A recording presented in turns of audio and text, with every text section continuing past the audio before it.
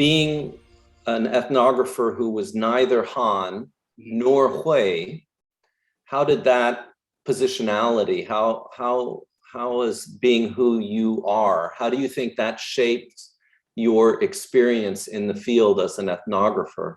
And did it have any impact on your own understanding of who you are? Absolutely, and I would also add not only not Han, not Hui, but non-Muslim as well. It's a right. sort of barrier between myself and most of the people that I was interviewing and talking to.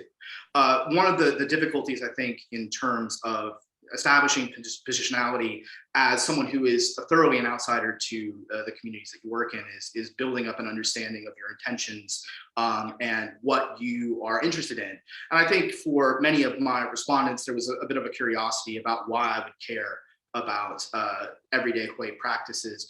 I think there was also sort of an issue in my case, because lots of people study Hui communities for theology and for more orthodox sort of religious practice, ritual, and things like that. And these were not necessarily the kinds of things that I was asking about. I wasn't necessarily looking into intellectual history or tradition, which are sort of the more usual subjects that I think people tend to ask about. And so there was a bit of conversation about, well, if you're not here to study Islamic theology, if you're not here to study ritual and intellectual history, then what do you want to know? And why are you so interested in things like, daily consumer practices, or, what the standards are for halal certification, or all of these sorts of issues that came up in the book.